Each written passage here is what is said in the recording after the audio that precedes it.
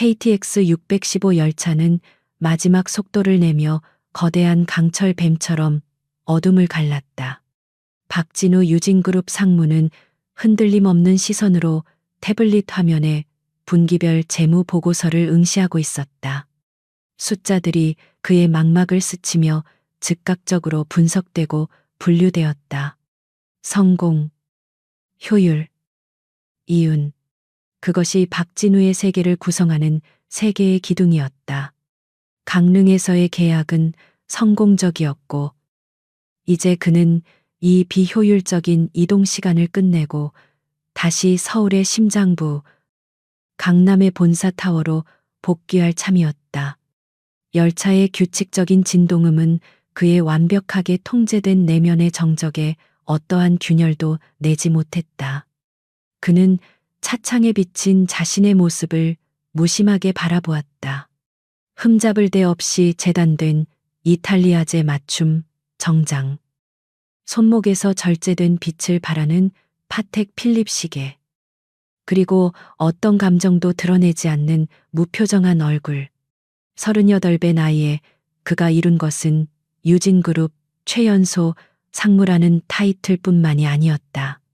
그는 스스로를 감정이라는 비논리적인 변수로부터 완벽하게 격리시킨 효율성 그 자체로 단련시켰다. 감정은 약점이며 약점은 곧 실패를 의미했다. 그리고 박진우는 실패를 용납하지 않았다. 청량리역입니다. 내리실 문은 기계적인 안내 방송이 그의 상념을 깨뜨렸다. KTX 615 열차가 거친 마찰음을 내며 거대한 청량리역 플랫폼으로 미끄러져 들어왔다. 박진우는 보고서를 닫고 태블릿을 최고급 가죽 서류 가방에 넣었다. 그는 이곳을 싫어했다. 서울역이나 용산역과는 다른 낡고 혼잡하며 무질서한 공기. 그의 세계인 강남의 세련됨과는 정반대에 있는 곳이었다. 역사를 가득 메운 떡볶이와 어묵 냄새가 그의 비강을 자극했다. 그가 1등석 칸에서 내리자 역사의 혼란스러운 소음이 그를 덮쳤다. 이리저리 부딪히며 뛰어가는 사람들, 좌판을 벌인 상인들의 외침, 울음을 터뜨리는 아이. 박진우는 미간을 찌푸렸다. 운전기사가 그를 태우러 오기까지는 정확히 40분의 여유가 있었다. 이사회가 1시간 뒤에 잡혀 있었다. 그는 이 비생산적인 40분을 견뎌내기 위해 가장 가까운 비즈니스 라운지를 찾으려 걸음을 옮겼다. 그의 완벽한 구두가 더러운 역사 바닥에 닿는 감촉이 불쾌했다. 그때 그들이 처음 그의 시야에 들어왔다. 대합실 중앙, 딱딱한 플라스틱 의자에 앉아 있는 2명의 작은 아이들. 그는 그저 무질서한 풍경의 일부로 치부하며 지나쳤다. 아이들이 공공장소에서 방치되는 것만큼 비효율적인 일도 없었다. 그는 자신의 비서에게 전화를 걸어 다음 일정을 확인하려 했으나 무언가 그를 멈추게 했다. 단순한 변칙성이었다. 그는 이번 주에만 강릉 출장으로 인해 이 역을 3번이나 거쳤다. 그리고 이상하게도 저 아이들의 잔상이 기억 속에 남아 있었다. 맞다. 그들은 월요일에도 수요일에도 저 자리에 있었다. 박진우는 걸음을 멈췄다. 그의 머릿속에서 경보가 울렸다. 패턴의 반복. 그것은 논리적인 분석을 요구하는 변수였다. 그는 라운지로 향하던 발길을 돌려 기둥 뒤에 서서 아이들을 관찰하기 시작했다. 왜 항상 같은 시간, 같은 장소에 있는 거지 부모는 어디에 있나? 그의 마음은 동정심이 아닌 질서에 대한 강박적인 집착으로 움직이고 있었다. 오늘은 금요일이었고 날씨는 꽤 쌀쌀했다. 창밖은 회색빛의 이슬비가 내리고 있었다. 아이들은 그 쌀쌀한 공기에 비해 너무 얇아 보이는 낡은 외투를 입고 있었다. 키가 조금 더 큰 아이가 여자아이였고 그 옆에 아이는 성별을 구분하기 힘들 정도로 비슷하게 생겼지만 조금 더 작았다. 쌍둥이인가? 박진우는 생각했다. 그들은 지친 기색이 역력했지만 이상하게도 초조해 보이지는 않았다.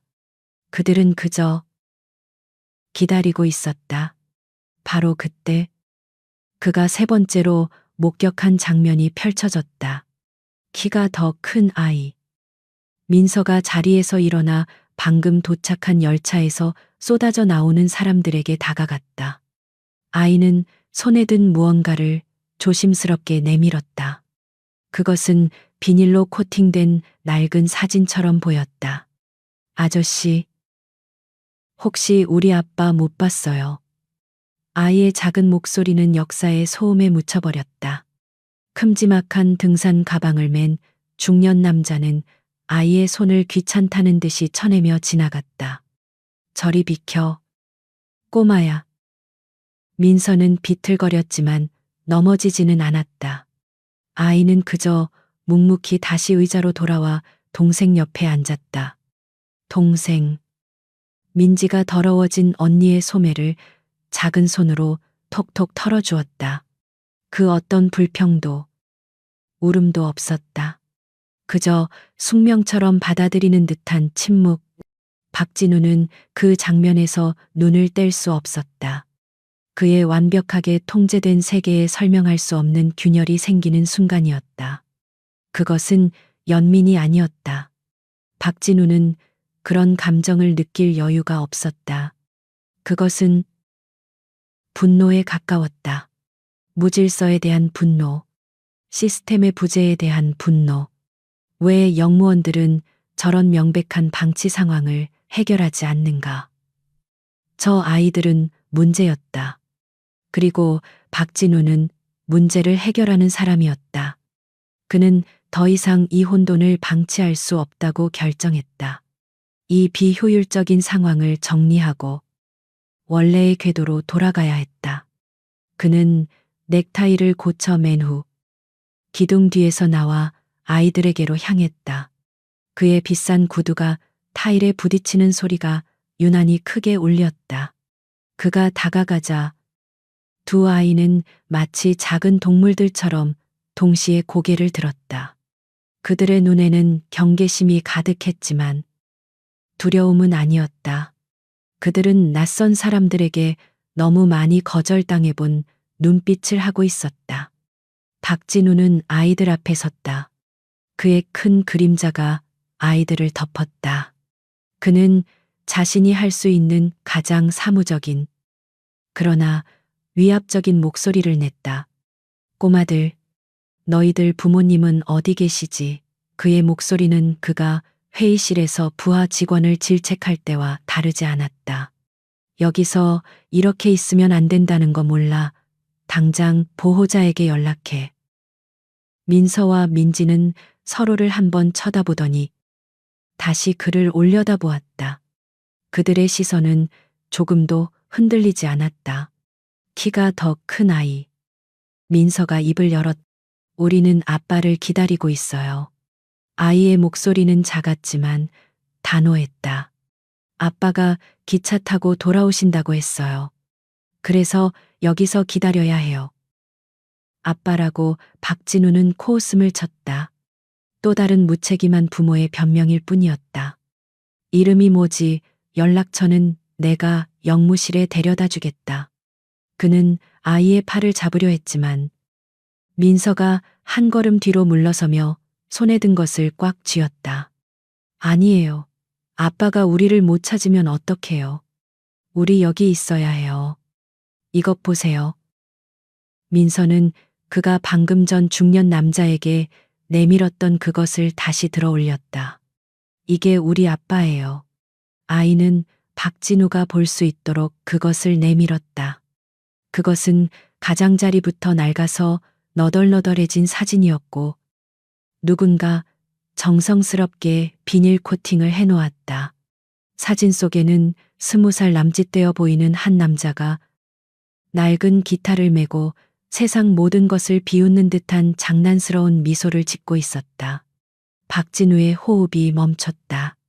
청량리역의 모든 소음이 한순간에 사라졌다. 떡볶이 냄새도, 사람들의 외침도, 열차의 경적 소리도 모두 멀리 사라지고 오직 그의 심장이 귀에서 울리는 소리만 남았다. 그는 사진 속의 그 얼굴을 알고 있었다. 그가 지난 10년간 애써 잊으려 했던, 그의 기억 속 가장 깊은 곳에 봉인해 두었던 얼굴. 그가 증오하고 경멸하고 동시에 그리워했던 유일한 얼굴. 하나. 그의 입에서 신음 같은 소리가 새어나왔다. 사진 속의 남자는 10년 전 집을 나갔던 그의 하나뿐인 동생, 박지한이었다. 박진우의 머릿속이 하얗게 비었다. 완벽하게 구축되었던 그의 이성과 통제의 성벽이 한꺼번에 무너져 내렸다. 그의 손에서 힘이 빠져나갔다. 쿵. 묵직한 소리와 함께 그의 성공과 지위를 상징하던 에르메스 서류 가방이 더러운 역사 바닥으로 떨어졌다. 가방의 금속 장식이 타일에 부딪히는 날카로운 소리가 그의 무너지는 세계를 알리는 신호탄 같았다. 그는 그 자리에 얼어붙은 채 10년 만에 마주한 동생의 웃는 얼굴과 그 얼굴을 닮은 두 아이를 번갈아 바라볼 뿐이었다. 박진우는 자신이 어떻게 역사를 빠져나와 대기하고 있던 검은색 메르세데스 S클래스 뒷좌석에 앉았는지 기억하지 못했다. 그는 기계적으로 문을 닫았고 차는 소리 없이 미끄러지듯 출발했다. 15년 넘게 그를 수행해온 최 기사가 룸미러로 상사의 안색을 살폈다. 박진우의 얼굴은 평소의 냉철함 대신 유령이라도 본 듯 창백하게 굳어 있었다. 그의 손에 들려 있어야 할 서류 가방이 없다는 것도 처음 있는 일이었다. 상무님, 본사로 바로 모시겠습니다. 이사회까지 40분 남았습니다. 박진우는 대답하지 않았다. 그의 시선은 청량리역의 혼잡한 불빛이 멀어지는 차창 밖에 고정되어 있었다. 박지한, 그 이름은 그의 혀 밑에 밝힌 가시처럼 고통스럽게 존재감을 드러냈다. 10년간 단 한 번도 소리내어 부르지 않았던 이름. 그가 자신의 삶에서 완벽하게 도려냈다고 믿었던 유일한 실패. 그런데 이제 그 실패가 두 명의 아이라는 실체를 가지고 그의 눈앞에 나타났다. 그의 완벽한 세계. 그가 피와 땀으로 쌓아 올린 유진그룹의 견고한 성벽이 발밑에서부터 무너지는 듯한 현기증이 밀려왔다. 상무님, 최 기사가 다시 한번 조심스럽게 불렀다. 박진우는 그제야 정신을 차린 듯 마른 입술을 열었. 그의 목소리는 모래가 낀 것처럼 거칠었다. 최 기사. 이사회 취소해. 최 기사는 너무 놀라 하마터면 핸들을 놓칠 뻔했다. 그는 자신의 귀를 의심했다. 박진우 상무가 이사회를 취소한다. 천재지변이 일어나도 노트북을 들고 회의를 주재할 사람이었다. 예, 하지만 상무님, 오늘 안건은 취소하라고 했네. 박진우의 목소리에 감정은 없었지만 그 어떤 명령보다 단호한 거절의 의지가 담겨 있었다. 급한 가족 문제가 생겼다고 해. 그리고 집으로. 최 기사는 더 이상 묻지 않았다. 그는 즉시 비서실에 전화를 걸어 상사의 지시를 전달했다. 차 안에는 다시 침묵이 흘렀고 차는 강남의 펜트하우스를 향해 방향을 틀었다. 박진우는 주먹을 너무 세게 쥐어 손톱이 손바닥을 파고드는 고통을 느꼈지만 그것조차 그의 내면을 휘젓는 혼돈에 비하면 아무것도 아니었다. 집에 도착하자마자 그는 집안의 모든 조명을 끈 채 통유리창 앞에 섰다. 발 아래로 펼쳐진 서울의 야경은 수천 개의 다이아몬드처럼 빛났지만 그 어느 것도 그의 얼어붙은 마음을 녹이지 못했다. 그는 휴대폰을 꺼내 단축번호 하나를 길게 눌렀다. 김 실장. 유진그룹의 공식적인 조직도에는 없는 이름. 박진우가 상무 자리에 오르기 전부터 그의 뒤에서 온갖 지저분한 문제들을 처리해 온 사람이었다. 신호음이 한 번 울리기도 전에 상대방이 전화를 받았다. 예. 상무님. 감정 없는 기계적인 목소리. 김 실장. 사람을 찾아야겠어. 박진우는 통유리에 이마를 기댔다. 차가운 유리가 그의 타오르는 머리를 식혀주는 듯했다. 박지한. 내 동생일세. 수화기 너머에서 아주 미세한 침묵이 흘렀다. 김 실장조차 놀란 것이 분명했다. 박진우가 단 한 번도 자신의 사생활, 특히 가족에 대해 언급한 적이 없기 때문이었다. 박지한. 10년 전에 마지막으로 봤네. 나이는 지금 32. 알겠습니다. 찾아서 어떻게 할까요? 김 실장의 목소리는 다시 평소의 효율성으로 돌아와 있었다. 오늘 청량리역에서 그놈의 아이들인 것 같은 애들을 봤어. 여자 이 쌍둥이. 6살쯤 되어 보이더군. 그 아이들과 함께 있는 여자까지.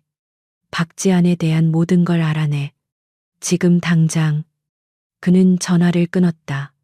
그리고 어둠 속에서 그는 10년 전 그날의 기억을 마주해야 했다. 그날도 비가 내렸다. 장마철의 끈질긴 비였다. 갓대리 딱지를 뗀 박진우는 중요한 프레젠테이션을 마치고 막 사무실로 돌아온 참이었다. 그때 1년 만에 연락도 없이 지안이 찾아왔다.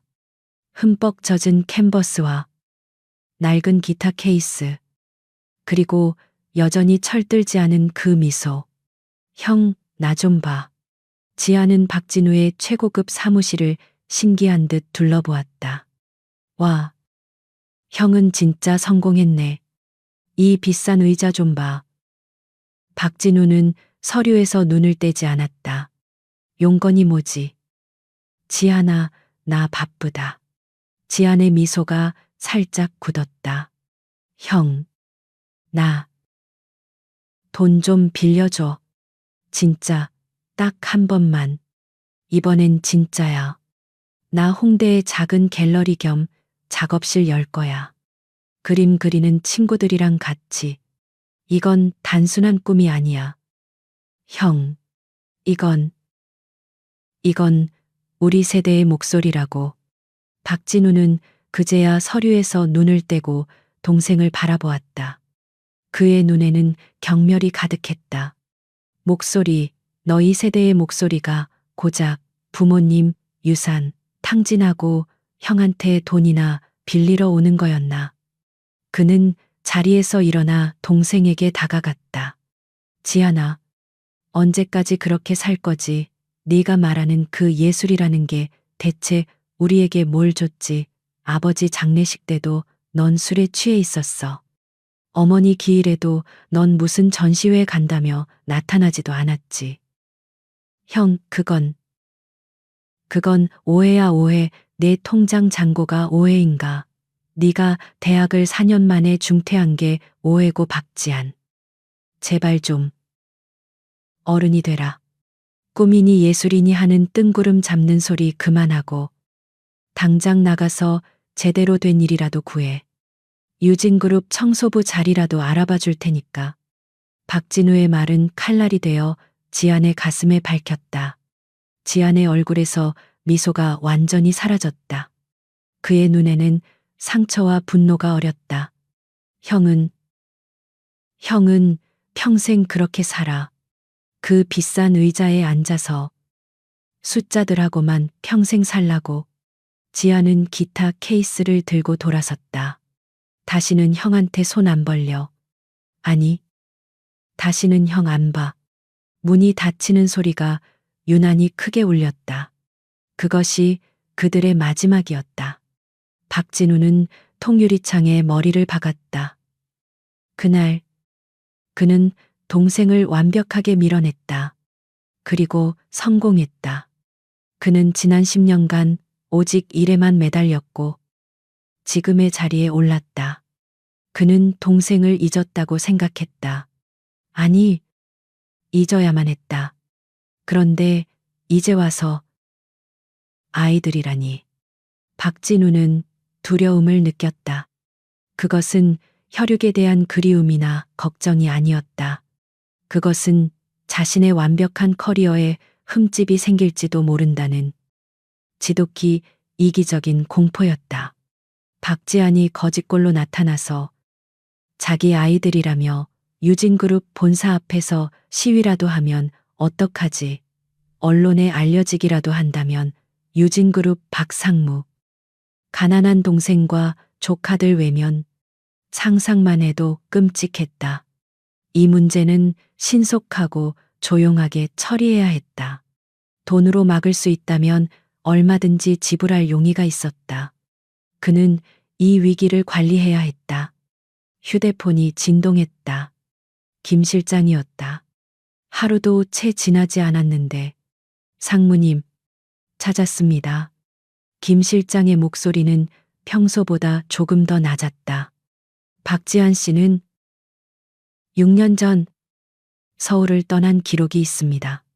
목적지는 불분명합니다. 그럼 그 아이들은 박진우가 다그쳤다. 아이들은 박지한 씨의 아이들이 맞는 것 같습니다.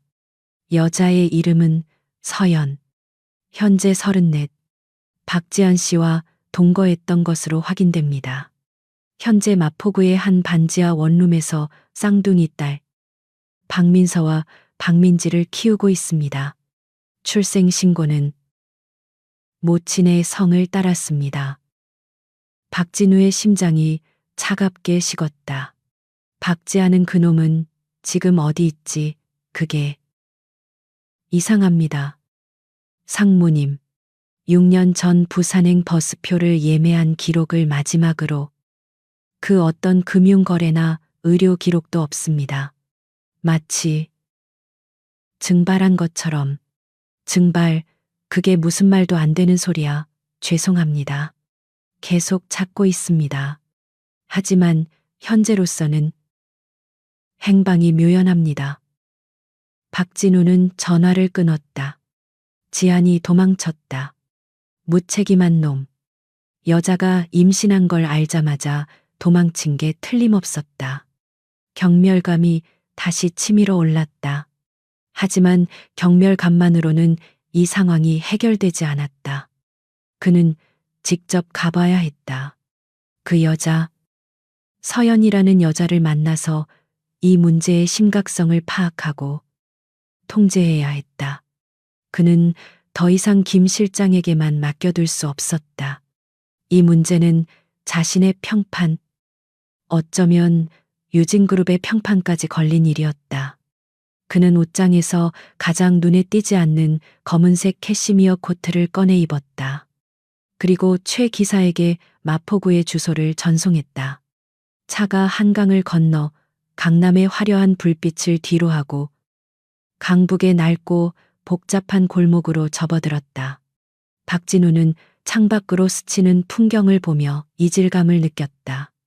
이곳은 그가 떠나온, 그리고 다시는 돌아보지 않으려 했던 과거의 세계였다. 차가 더 이상 들어갈 수 없는 좁은 골목길 어귀에 멈췄다. 여기서 기다리게. 박진우는 차에서 내려 축축하고 곰팡내 나는 골목길로 들어섰다. 그의 비싼 구두가 깨진 보도블록에 비틀거렸다.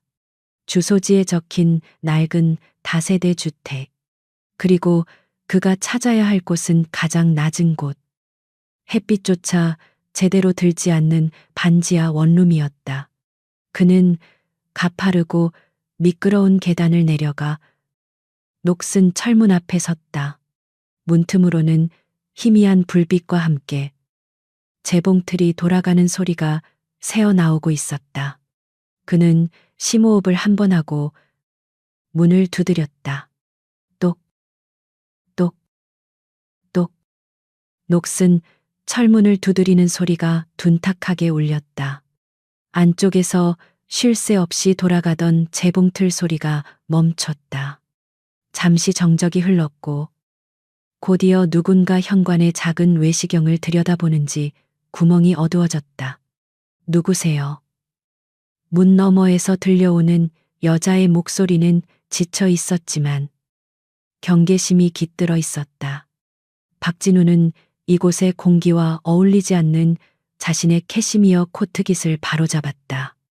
그는 자신이 이 상황을 완벽하게 통제하고 있다고 스스로에게 되뇌었다. 박지한 씨 일로 왔습니다. 문 안쪽에서 짧은 침묵이 흘렀다. 박지한 씨요. 덜컥 하고 얇은 쇠사슬 안전고리가 걸리는 소리가 났다. 문이 살짝 열리고 그 틈으로 한 여자의 얼굴이 나타났다. 서연이었다. 김 실장의 보고서에서 본 사진보다 훨씬 더 지쳐 보였지만 그녀의 눈은 날카롭게 박진우를 훑었다. 그의 값비싼 시계, 완벽하게 다듬어진 머리, 그리고 이 어두운 반지하 골목과는 전혀 어울리지 않는 고급스러운 옷차림까지. 그녀의 손에는 방금 전까지 작업 중이었던 듯 작은 바늘이 쥐어져 있었다. 그녀의 경계심이 즉각적인 적대감으로 변했다. 월세 독촉하러 오신 거예요. 아니면 사채업자 말했잖아요. 며칠만 더 기다려 달라고. 다음 주에 납품. 박진우는 순간 당황했다. 사채업자, 그가 예상했던 반응이 아니었다. 그는 이 여자가 박지한의 아이들을 빌미로 돈을 요구할지도 모른다고 생각했지만 지금 그녀는 그를 자신을 위협하는 존재로 보고 있었다. 그는 원래 준비했던 말을 즉시 수정했다. 나는 박지한의 형입니다. 이 말은 지금 상황에서 권위나 해결책이 아니라 또 다른 채권자의 등장으로 비칠 수 있었다. 그는 즉각적으로 전략을 수정했다. 정보가 필요했다. 통제권을 잡기 위해서는 상대방의 패를 먼저 알아야 했다. 아닙니다. 그의 목소리는 차분하고 위압감이 있었다. 그런 사람이 아닙니다. 저는 박지한 씨의 오랜 친구입니다. 박진우라고 합니다. 서연의 눈이 혼란으로 흔들렸다. 친구. 요 그녀는 문틈으로 그를 다시 한번 샅샅이 훑어보았다. 박지한에게 이런 친구가 있다는 말은 들어본 적이 없었다. 박지한의 친구들은 모두 그처럼 가난하고 꿈만 많고 자유분방한 예술가들이었다. 이렇게 숨막히는 성공의 냄새를 풍기는 남자는 아니었다. 하지만 그녀는 경계심을 완전히 풀지 않은 채 쇠사슬을 풀었다. 들어오세요. 집이 누추하지만 박진우는 좁은 현관으로 들어섰다. 방 안은 그가 예상했던 것보다 더 심각했다. 공기는 눅눅한 곰팡내와 원단 먼지, 그리고 값싼 인스턴트 커피 냄새로 가득했다. 방의 절반은 재봉틀과 옷감 더미가 차지하고 있었고 나머지 절반에 작은 싱크대와 살림살이가 몰려 있었다. 하지만 그 지독한 가난 속에서도 모든 것은 필사적으로 정돈되어 있었다. 바닥은 깨끗했고 옷감들은 색깔별로 분류되어 쌓여 있었다. 그것은 이 여자의 성격을, 그녀의 자존심을 보여주는 증거였다. 그녀는 그에게 작은 플라스틱 의자를 내밀었지만 그는 거절하고 선 채로 방을 둘러보았다. 지한 씨 친구분은? 처음 뵙네요. 앉으세요. 그녀는 재봉틀 앞에 의자에 앉으며 무의식적으로 자신과 그 사이에 재봉틀이라는 방어벽을 두었다. 박진우는 본론으로 들어갔다. 박지한 씨와 연락이 되십니까? 이 질문에 서연의 어깨가 눈에 띄게 움츠러들었다. 그녀는 고개를 저었다. 그녀의 목소리는 방금 전의 날카로움 대신 깊은 체념으로 가라앉았다. 연락? 안 돼요. 6년 됐어요. 그녀는 마치 수천 번은 되풀이했을 이야기를 꺼내기 시작했다. 홍대의 한 카페에서 캐리커처를 그리던 지안을 만났던 일. 그의 끝없는 낙천주의와 예술에 대한 열정. 그리고 그의 꿈. 그는 항상 부산에 가고 싶어 했다. 바다의 진짜 색깔을 보고 싶다고. 그걸 화폭에 담아야 진짜 예술이 완성된다고. 그 사람은 꿈꾸는 사람이었어요. 서연은 낡은 재봉틀의 바늘을 만지작거렸다. 현실 감각은 없었지만 따뜻했어요. 적어도 그때는. 그러던 어느 날 지한이 흥분해서 뛰어들어왔다고 했다. 부산의 한 갤러리에서 연락이 왔다고. 자기 그림을 원한다고. 그는 가방 하나만 쌌다. 금방 돌아올게. 서연아, 일주일이면 돼. 멋진 소식 갖고 올게. 그것이 그녀가 들은 마지막 목소리였다. 일주일은 한 달이 되고, 한 달은 1년이 되었다. 그리고 6년이 흘렀다. 박진우는 주먹을 쥐었다. 역시 그랬군. 무책임하고 이기적인 놈. 그리고 서연의 목소리가 거의 들리지 않을 정도로 작아졌다. 그녀의 손이 무의식적으로 자신의 배를 감쌌다. 그가 떠난 지 한 달 뒤에 알았어요. 혼자가 아니라는 걸. 박진우의 심장이 차갑게 내려앉았다. 설마 쌍둥이였어요. 서연은 고개를 들어 박진우를 똑바로 쳐다보았다. 그녀의 눈에는 눈물이 없었다. 그저 지독한 현실만이 담겨 있었다. 지한 씨는 자기가 아빠가 됐다는 것도 몰라요. 박진우는 그 말의 무게에 숨이 막혔다. 도망친 것도 모자라 자신의 아이들이 태어났다는 것조차 모르고. 바로 그때였다. 콱 녹슨 철문이 거칠게 열리는 소리가 났다. 엄마, 배고파요. 오늘 학교에서 2명의 작은 아이가 책가방을 맨 채 뛰어들어오다가 방 안에 서 있는 거대한 낯선 남자를 보고 그 자리에 얼어붙었다. 민서와 민지. 청량리역에서 본 그 아이들이었다. 아이들의 시선이 박진우에게 고정되었다. 잠시 동안 방 안에는 재봉틀 소리도 빗소리도 들리지 않았다. 오직 네 사람의 숨소리뿐이었다. 먼저 침묵을 깬 것은 민지였다.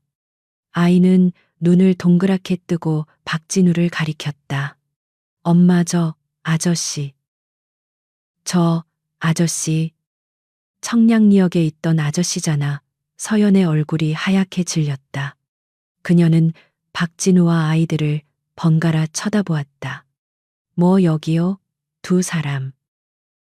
만났어요. 그녀의 목소리가 다시 날카로워졌다. 의심이 분노로 변했다. 당신, 우리 애들한테 접근한 거예요. 대체 무슨 꿍꿍이에요? 박진우는 완벽하게 함정에 빠졌다. 그는 이성적으로 상황을 분석하려 했다. 여기서 거짓말을 하면 더 복잡해진다. 하지만 아이들을 부인하면 이 연결고리는 끊어진다. 그는 서연의 보호적인 저기를 보았다. 하지만 그보다 더 강렬하게 그의 가슴을 찌른 것은 아이들의 눈빛이었다.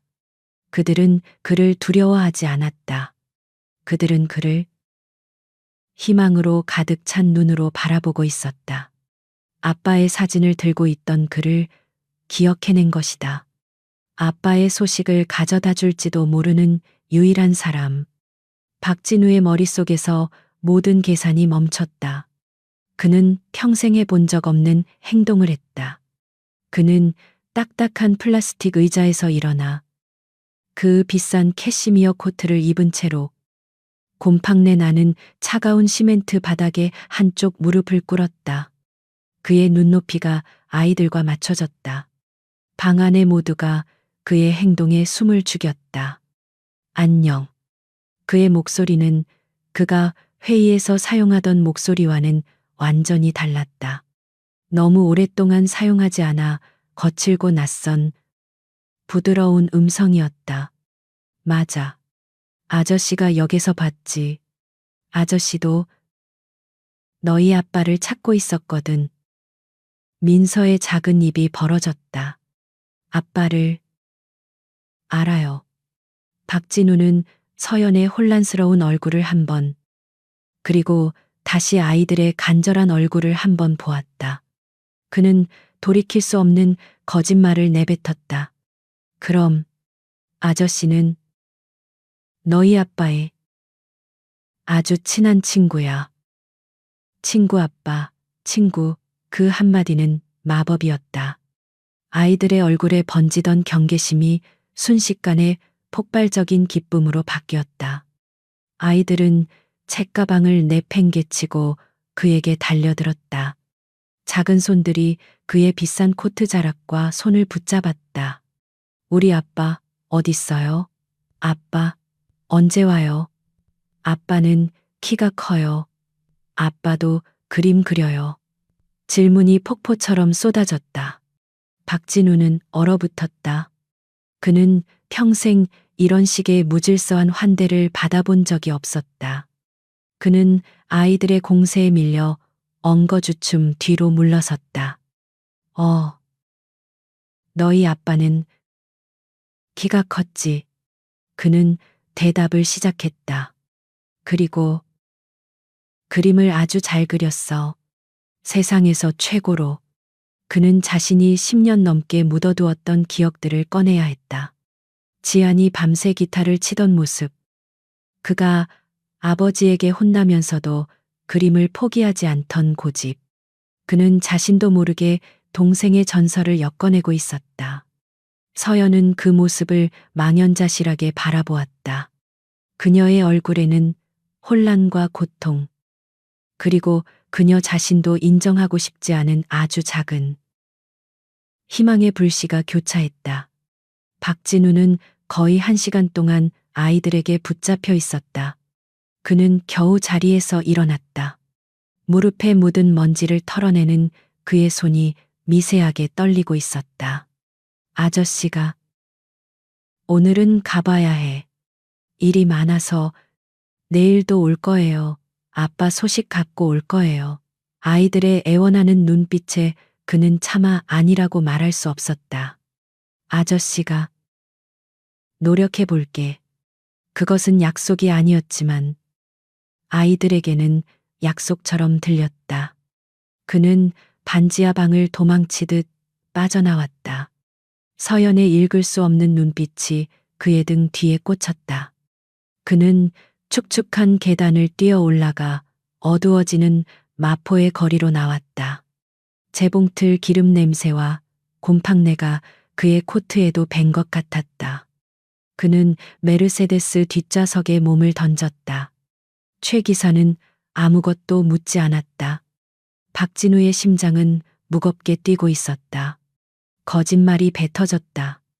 그것은 더 이상 통제 가능한 전략적 움직임이 아니었다. 그것은 족쇄였다. 그는 더 이상 이 문제를 관리하는 유진그룹의 박상무가 아니었다. 그는 아빠의 친구가 되어버렸다. 그는 방금 그들의 절박하고 가슴 아픈 이야기 속에 스스로를 가두어 버렸다.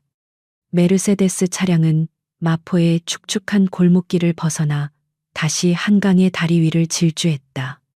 박진우는 방금 전 자신이 뛰쳐나온 그 반지하 방의 곰팡내와 아이들의 희미한 샴푸 냄새가 자신의 캐시미어 코트에 뒤섞여 스며든 것 같아 견딜 수가 없었다. 그는 통제력을 잃었다. 이것은 그가 가장 혐오하는 상태였다. 아이들의 그 맹목적인 희망, 서연이라는 여자의 그 읽을 수 없는 눈빛. 그리고 무엇보다 아빠 친구라는 거짓말로 스스로를 올가맨 자신의 어리석음, 분노가 치밀었다. 이 모든 혼란의 원흉, 박지한에 대한 분노였다. 그는 휴대폰을 꺼내 다시 김 실장에게 전화를 걸었다. 그의 목소리는 얼음장처럼 차가웠다. 김 실장. 행방묘연 따위의 무능한 보고는 집어치워. 그는 창밖의 검은 강물을 노려보았다. 그놈이 부산으로 갔다고 했지. 부산의 모든 기록을 뒤져. 지난 6년간의 신용카드 내역, 병원 기록, 하다못해 교통사고 기록까지 모든 걸 찾아내. 박지한이 얼마나 철저하게 그 여자와 아이들을 버렸는지 그 증거를 내 눈으로 확인해야겠어. 그놈이 얼마나 가치 없는 쓰레기인지 알아야겠다고. 당장. 그는 전화를 끊었다. 그는 박지한에 대한 경멸과 분노를 붙들어야만 했다. 그것만이 방금 전 아이들 앞에서 무릎을 꿇었던 자신의 비논리적인 행동을 정당화할 유일한 방법이었다. 그는 이 문제를 다시 관리 가능한 영역으로 되돌려 놓아야 했다. 박지한은 그저 무책임한 사기꾼이어야만 했다. 그래야만 했다. 그가 정보를 요구하는 그 순간 잊고 있었던 기억의 파편이 수면 위로 떠올랐다. 그가 박지한에 대한 소식을 들었던 마지막 순간, 그것은 정확히 4년 전이었다. 유진그룹 본사 40층의 메인 컨퍼런스룸, 박진우의 커리어에서 가장 중요한 순간 중 하나였다. 그는 수십억 달러 규모의 반도체 기술 회사 M&A 협상을 주도하고 있었다. 방 안의 공기는 수십 명의 변호사와 임원들이 내뿜는 긴장감으로 팽팽했다. 상대 측 대표가 완강하게 버티고 있었다. 박 상무님, 귀사의 제안은 우리 기술의 가치를 모욕하는 수준입니다. 박진우는 차갑게 웃었다. 김 대표님, 그 가치라는 건 허상입니다. 귀사의 재무제표는 예측에 기반한 것이지 자산에 기반한 게 아니잖습니까? 30% 인하하지 않으면 이 협상은 여기서 끝입니다. 그의 선언의 방안은 얼어붙었다. 그가 블러핑을 하는 것인지 아니면 진심인지 아무도 읽을 수 없었다. 박진우는 자신의 승리를 확신하고 있었다. 바로 그때 육중한 회의실 문이 소리 없이 열렸다. 그의 비서인 윤 비서였다. 박진우의 미간이 좁아졌다. 이 회의를 방해하는 것은 해고 사유임을 그녀는 알고 있었다. 그는 그녀를 무시했다. 하지만 윤 비서는 창백한 얼굴로 다가와 그의 책상 위에 작은 메모지를 밀어넣었다. 그는 여전히 무시했다.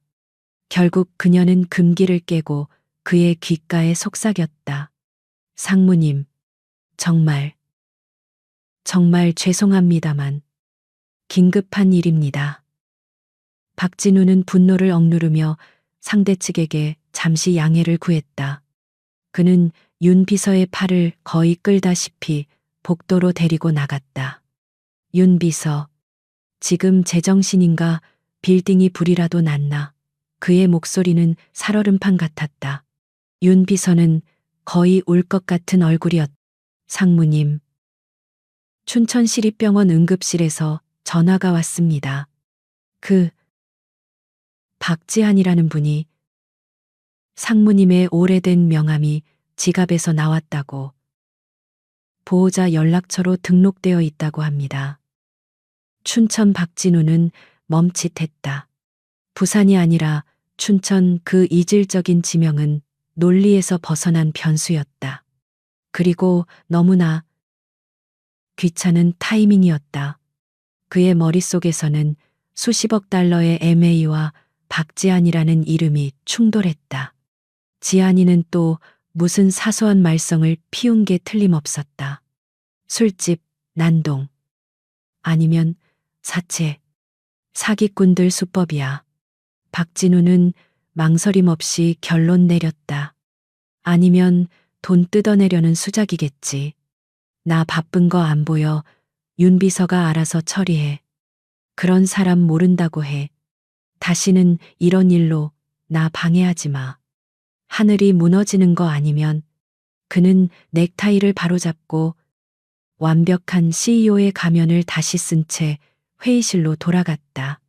자, 그럼 아까 하던 얘기 계속하죠. 30%. 며칠 뒤 협상은 성공적으로 끝났다. 유진그룹은 새로운 성장 동력을 얻었고 박진우의 입지는 반석 위에 올랐다. 그는 산더미 같은 결제 서류에 사인을 하고 있었다. 윤 비서가 조용히 다가왔다.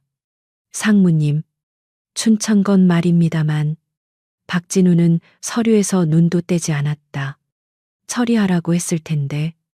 예. 상무님, 그래서 다시 전화를 걸어봤습니다. 그쪽에서 처음엔 교통사고라고 했습니다. 아주 심각한 사고였다고. 그런데 제가 상무님 말씀을 전하고 다시 확인을 요청했더니 병원 행정착오였다고 합니다. 환자 신원이 잘못 기록되어 이미 무연고자로 처리되어 화장되었다고. 죄송하다고 했습니다. 박진우는 마지막 서류에 사인을 마쳤다. 착오라고 거봐. 시간 낭비였어. 그는 그 일을 즉시 잊어버렸다. 그것은 그의 성공적인 M&A 뒤에 가려진 사소한 행정소음. 불필요한 잡무에 불과했다. 그는 그 일을 다시는 떠올리지 않았다. 오늘 김 실장의 전화를 받기 전까지는 박진우는 펜트하우스 거실을 초조하게 서성였다. 도시의 불빛이 통유리창 너머로 흐릿하게 번졌다. 그는 김 실장의 전화를 기다리고 있었다. 박지한이 부산 어딘가에서 쓰레기처럼 살고 있다는 확인이 절실하게 필요했다. 그것만이 자신의 과거와 현재의 행동을 정당화할 유일한 길이었다. 휴대폰이 진동했다. 김 실장.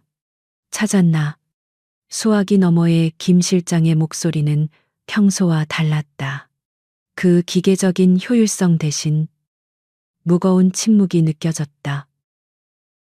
상무님, 아주 나쁜 소식입니다. 박진우는 코웃음을 쳤다. 나쁜 소식, 그놈 파산이라도 했나? 감옥에 갔어? 아닙니다. 상무님, 상무님께서 주신 춘천이라는 단서를 가지고 4년 전 기록을 다시 검토했습니다. 박진우의 심장이 발밑으로 떨어지는 듯했다. 말해. 4년 전 춘천 인근 산간도로에서 소형 렌터카 추락 사고가 있었습니다. 폭우가 쏟아지던 밤이었습니다. 운전자는 현장에서 즉사했습니다. 신원 미상으로 춘천시립병원으로 이송되었습니다. 박진우의 피가 차갑게 식었다. 신원 미상. 신분증이 없었습니다. 유류품은 낡은 기타 케이스와 그리고 아주 오래된 유진그룹의 명함 한 장이었습니다. 상무님의 명함이었습니다. 휴대폰이 그의 손에서 미끄러져 대리석 바닥으로 떨어졌다. 쿵 하는 소리가 텅 빈 펜트하우스에 울렸. 안 돼. 윤 비서가 착오라고 했어. 행정 착오라고. 바닥에 떨어진 휴대폰에서 김 실장의 목소리가 희미하게 새어나왔다. 상무님 병원 기록에 따르면 병원에서 명함의 연락처로 수차례 연락을 시도했습니다. 하지만 최종적으로 상무님의 비서실에서 그런 사람 모른다고 연결을 부인하자 그들은 절차에 따라 무연고자로 처리했습니다. 화장되었습니다. 상무님, 그분 박지한 씨였습니다. 무연고자로 처리되어 화장되었습니다. 그런 사람 모른다고 해. 사기꾼들 수법이야. 그것은 착오가 아니었다. 윤 비서의 잘못도 아니었다. 모든 것은 자신이었다. 자신이 한 짓이었다. 그는 10년 전 지한을 삶에서 버렸다. 그리고 4년 전 그는 동생을 죽음 속에서 또 한 번 버렸다. 그는 자신의 피부치가 신원 미상의 시신으로 불태워지도록 방치했다. 지한이는 왜 춘천에 있었을까? 6년간 연락도 없던 놈이 왜 하필 자신의 명함을 가지고 있었을까? 설마 형을 나를 만나러 오던 길이었을까? 그 생각은 칼날이 되어 그의 심장을 꿰뚫었다. 그가 그토록 붙들려 했던 분노와 경멸. 그 모든 것이 산산조각 났다. 남은 것은 오직 감당할 수 없는 진실뿐이었다. 그의 성공의 성체였던 이 펜트하우스가 순식간에 차가운 무덤으로 변했다. 그는 비틀거리며 대리석 화장실로 달려갔다. 그의 완벽한 수트가 사형수의 옷처럼 그를 올가매는 듯했다. 그는 차가운 세면대를 붙잡고 구역질을 했다. 위액과 함께 끔찍한 진실이 역류했다. 그는 동생을 버렸다. 2번. 한 번은 삶 속에서, 그리고 마지막은 죽음 속에서. 그는 차가운 대리석 바닥에 무너져 내렸다. 지난 20년간 단 한 번도 흘리지 않았던 뜨거운 눈물이 그의 얼굴을 적셨다. 차가운 대리석 바닥의 냉기가 박진우의 뺨을 감쌌다. 그는 펜트하우스 화장실 바닥에서 얼마나 오래 그렇게 있었는지 몰랐다. 시간은 의미를 잃었다. 그가 수십 년간 쌓아올린 성공의 탑, 숫자로 환산되던 그의 가치, 유진그룹박 상무라는 완벽한 가면이 지난밤 산산조각 났다. 남은 것은 오직 그가 버렸던 동생의 죽음과 그 죽음에 대한 자신의 명백한 책임뿐이었다. 그는 살인자가 아니었지만 살인을 방조한 자와 다름없었다. 아니, 그보다 더 비겁했다. 그는 동생의 존재 자체를 자신의 성공을 위한 효율적인 계산 속에서 지워버렸다. 새벽빛이 거실의 통유리창을 통과해 그가 쓰러져 있는 화장실 입구까지 비집고 들어왔다. 그는 기계적으로 몸을 일으켰다. 구겨진 와이셔츠는 구토물로 더러워져 있었고 그의 얼굴은 핏줄이 터진 눈과 며칠은 굶은 듯한 절망으로 일그러져 있었다. 그는 거울 속에 자신을 바라보았다. 이것이 그의 민낯이었다. 성공한 기업가가 아니라 동생의 죽음조차 외면한 텅 빈 껍데기. 그는 샤워기에서 쏟아지는 얼음물 아래 섰다. 물이 그의 몸을 씻어내는 것이 아니라 뼈를 때리는 고통처럼 느껴졌다. 그는 더 이상 진실을 말할 수 없었다. 어떻게 서연이라는 여자에게 내가 당신 남편이 죽도록 방치했소라고 말할 수 있단 말인가? 어떻게 그 아이들에게 너희 삼촌이 너희 아빠가 무연고자로 화장되게 만들었다고 고백할 수 있단 말인가? 진실은 선택지가 아니었다. 그것은 너무 늦었다. 남은 것은 오직 속죄뿐이었다. 박지한의 죽음을 되돌릴 수 없다면 그가 남긴 생명이라도 지켜내야 했다. 그것은 연민이나 사랑이 아니었다. 그것은 감당할 수 없는 죄책감에서 벗어나기 위한 필사적이고 이기적인 몸부림이었다. 그는 가장 비싼 수트를 버리고 가장 평범하고 어두운 색의 정장을 꺼내 입었다. 그는 마포의 그 반지하 방으로 다시 차를 몰았다. 이번에는 최 기사도 그 어떤 수행원도 없었다. 그가 직접 운전대를 잡았다.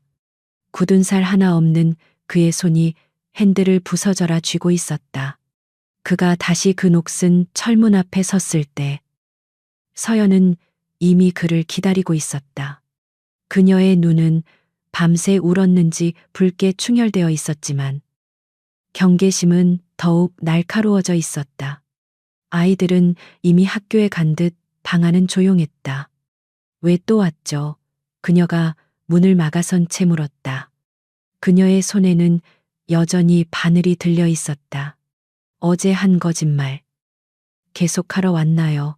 아니면 우리한테 뭘 더 뜯어낼 게 남았어요. 박진우는 그녀의 저기를 묵묵히 받아들였다. 미안합니다. 그가 입을 열었다. 그의 목소리는 쇳소리가 났다. 어제 거짓말을 했습니다. 서연의 얼굴이 싸늘하게 굳었다. 역시 지한 씨 친구 아니었군요. 친구가 아닙니다. 박진우는 그녀의 눈을 똑바로 바라보았다. 나는 박지한의 형입니다. 서연의 손에서 바늘이 떨어졌다. 형. 그녀는 그 말을 믿을 수 없다는 듯 뒷걸음질 쳤다. 박지한은 단 한 번도 형이 있다는 말을 한 적이 없었다. 그런데 왜 이제 와서? 그녀의 목소리가 떨렸다. 당신도 지한 씨처럼 우리에게서 뭔가를 빼앗으러 온 건가요? 박진우는 고개를 저었다. 그는 서류 가방에서 미리 준비해 온 서류 몇 장을 꺼냈다. 나는 자선 사업가가 아닙니다. 서연 씨, 나는 사업가입니다. 그는 서류를 그녀 앞에 작은 상위에 올려놓았다. 그것은 투자 계약서였다. 당신의 재봉 기술을 받습니다. 그는 방구석에 쌓인 옷감들을 가리켰다. 재능이 있습니다. 하지만 이런 환경에서는 성공할 수 없습니다.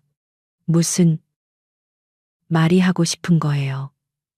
당신의 그 재능에 투자하고 싶습니다. 정식으로 그는 계약서를 밀었다. 당신은 이 반지하를 떠나 내가 제공하는 작업실 겸 거주지에서 당신의 브랜드를 만드십시오. 서연의 그레이스든 뭐든 이름은 당신이 정하고 대신 발생하는 수익의 30%를 향후 10년간 나에게 지불해야 합니다. 이것은 자선이 아닙니다. 비즈니스입니다. 서연은 서류를 망연자실하게 바라보았다. 당신 미쳤어요. 내가 왜 당신 도움을 아이들 때문입니다. 박진우가 그녀의 말을 잘랐다. 당신 혼자서는 저 아이들을 이 곰팡내 나는 곳에서 벗어나게 할 수 없습니다. 이대로 두면 아이들도 당신처럼, 아니, 박지한처럼 될 겁니다. 그 말은 잔인했지만 가장 강력한 무기였다. 서연의 눈이 흔들렸다. 그녀는 자신의 자존심과 아이들의 미래 사이에서 갈등했다. 박진우는 마지막 서류를 내밀었다. 그것은 깨끗하고 햇빛이 잘 드는 마포의 한 오피스텔 전세 계약서였다. 1층은 작은 공방으로 2층은 주거 공간으로 쓸 수 있는 곳이었다. 계약서입니다. 아이들을 위해서 서명하십시오. 서연은 이를 악물었다. 이 남자는 자신의 가장 아픈 곳을 정확히 알고 찔렀다. 그녀는 이 남자가 악마처럼 느껴졌지만 동시에 아이들을 위한 유일한 동아줄처럼 보이기도 했다. 그녀는 떨리는 손으로 펜을 잡았다. 박진우는 그녀가 서명하는 것을 무표정하게 지켜보았다. 속죄의 첫 번째 단계가 끝났다. 그는 이 투자를 핑계로 합법적으로 그들의 삶에 개입할 수 있는 권리를 얻었다. 그로부터 몇 주가 흘렀다. 박진우의 삶은 두 개로 쪼개졌다. 낮에는 유진그룹의 냉철한 박상무로, 저녁에는 마포의 작은 공방에 들르는 투자자로, 그는 투자 경과 확인이라는 완벽한 명분을 내세워 거의 매일 그곳을 찾았다.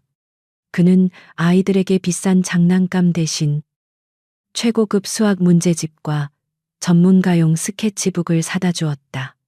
투자는 인적 자원에도 이루어져야 하니까 그는 서연에게 그렇게 변명했다. 민지는 숫자 퍼즐에 열광했고 민서는 처음 만져보는 파스텔의 감촉에 울음을 터뜨릴 뻔했다. 유진그룹 본사 40층의 박 상무실에도 변화가 생겼다. 그의 수백만 원짜리 현대 미술품 옆 가장 잘 보이는 곳에 싸구려 액자가 하나 걸렸다. 민서가 서툴게 그린 크레파스 그림이었다. 삐뚤빼뚤하게 그려진 네 사람. 엄마, 민서, 민지. 그리고 이상하게 키가 큰 삼촌. 그의 라이벌인 차 이사가 그의 사무실에 들어왔다가 그 그림을 보고 비웃음을 참지 못했다. 박 상무님, 취향이 독특해지셨군요. 이건 어느 유치원생의 작품입니까? 박진우는 보고서에서 눈을 떼지 않은 채 대답했다. 내 신규 투자 포트폴리오 일세. 차 이사, 자네가 신경 쓸 일 아니야. 그는 그날 저녁 정부 고위 관료와의 중요한 술자리를 취소했다. 급한 투자처 실사가 있다는 이유였다. 차 이사는 박진우가 미쳤다고 생각했다. 유진그룹의 얼음 성체였던 박 상무가 고작 그림 한 장 때문에 이런 중요한 약속을 취소하다니. 그가 취소한 급한 투자처 실사는 민서와 민지의 유치원 학예회였다. 그는 그가 기증한 새 전세 아파트 근처에 작지만 깨끗한 유치원에 아이들을 입학시켰다. 그는 여전히 자신이 이곳과 어울리지 않는다고 생각하며 강당 맨 뒷자리에 섰다. 값비싼 수트 차림의 그는 시끄럽고 촌스러운 장식으로 가득 찬 강당에서 완벽한 이방인이었다. 다른 부모들이 그를 흘깃거리며 수군댔다. 저 비싼 차 타고 오는 강남 아저씨는 대체 누구냐고. 무대 위에서 조명이 켜지고 민서와 민지가 다람쥐 의상을 입고 나왔다. 아이들은 도토리송에 맞춰 엉성하게 율동을 시작했다. 음정은 불안했고 동작은 엉망진창이었다. 박진우의 기준으로 본다면 그것은 완벽하게 비효율적이고 가치 없는 퍼포먼스였다. 하지만 아이들이 객석 뒷줄에 서 있는 그를 발견했다. 두 아이의 얼굴이 세상에서 가장 밝은 빛으로 환해졌다. 아이들은 다른 부모들은 보지도 않고 오직 그를 향해 필사적으로 손을 흔들었다. 삼촌, 삼촌, 왔어요. 박진우는 그 순간 심장이 쿵하고 내려앉는 것을 느꼈다. 수십억 달러짜리 M&A를 성공시켰을 때도 느껴보지 못했던 이상하고 가슴 아픈 충만감이었다. 그는 자기도 모르게 미소 짓고 있었다.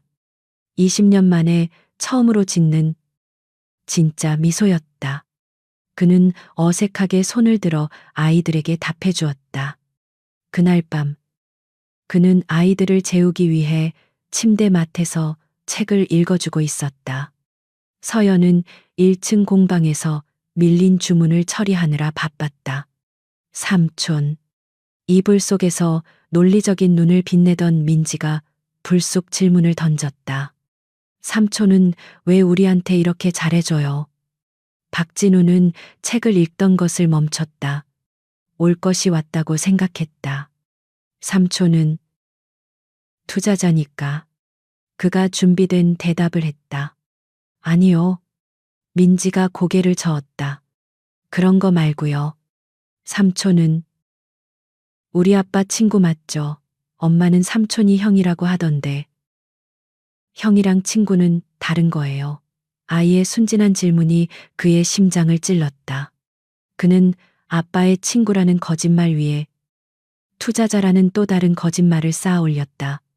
그리고 이제 형이라는 진실의 일부까지 뒤섞여 이 모든 관계는 아슬아슬한 탑이 되어버렸다. 삼촌. 민서가 잠결에 그의 팔을 꼭 비. 아빠도 삼촌처럼 멋있었어요. 박진우는 대답할 수 없었다. 그는 책을 덮었다. 자자. 내일 학교 가야지. 그는 방에 불을 껐지만 아이들의 질문은 어둠 속에서 더 선명하게 울렸다. 그는 이제 삼촌이었다. 그가 원했든 원하지 않았든. 하지만 그 삼촌이라는 정체성은 죽은 동생에 대한 진실과 자신의 끔찍한 죄책감이라는 시한폭탄 위에 아슬아슬하게 서 있었다. 그는 거실로 나와 창밖을 내다보았다. 죄책감을 덜기 위해 시작한 일이었다. 그러나 이제 그는 그 어느 때보다 더 깊은 늪에 빠져들고 있었다. 시간이 속절없이 흘러 계절이 바뀌었다. 마포의 새 보금자리는 더 이상 낯설지 않았다. 여름의 끈적한 더위가 물러가고 가을비가 세차게 창문을 두드리는 밤이었다. 1층 공방. 서연의 그레이스라는 작은 간판이 내걸린 그곳은 환하게 불이 켜져 있었다. 박진우는 서류 더미에 고개를 숙이고 있었다. 그는 투자금 회수 전략 보고서라는 거창한 제목의 문서를 검토하고 있었지만 실제로는 공방의 매출 장부를 꼼꼼히 살피는 중이었다. 숫자는 거짓말을 하지 않았다.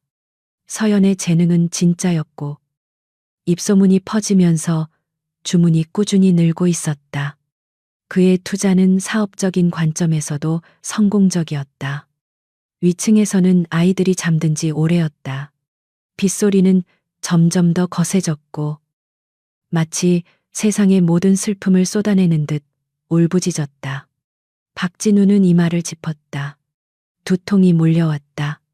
그는 지난 몇 달간 두 개의 삶을 위태롭게 저글링해왔다. 낮에는 유진그룹의 무자비한 협상가로, 밤에는 이 작은 공방의 헌신적인 삼촌으로. 그는 이 이중 생활이, 이 속죄의 행위가 자신에게 얼마간의 평화를 가져다 줄 것이라 기대했다. 하지만 그 반대였다. 아이들의 웃음소리가 커질수록, 서연의 공방이 안정될수록 그의 죄책감은 더욱 날카롭게 목을 조여왔다. 늦었어요. 진우 씨.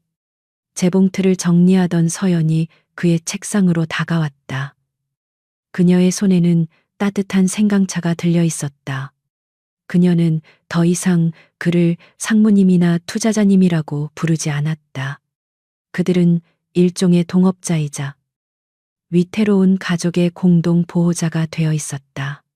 그녀는 예전에 날카로운 경계심 대신 깊이를 알 수 없는 피로감과 복잡한 체념이 깃든 눈으로 그를 바라보았다. 그 보고서는 그렇게 중요해요. 내일 해도 될 텐데. 박진우는 그녀가 내민 찻잔을 받아들었다. 따뜻한 온기가 그의 차가운 손으로 전해졌다. 마무리를 해야 합니다. 투자는 감으로 하는 게 아니니까. 그는 습관처럼 자신의 방어막 뒤로 숨었다. 서연은 그의 맞은편 의자에 앉았다. 그녀는 재봉틀 기름이 살짝 묻은 손가락으로 찻잔을 감쌌다. 진우 씨. 그녀가 조용히 입을 열었다. 빗소리가 잠시 그들의 대화를 삼켰다. 당신은 참 이상한 사람이에요.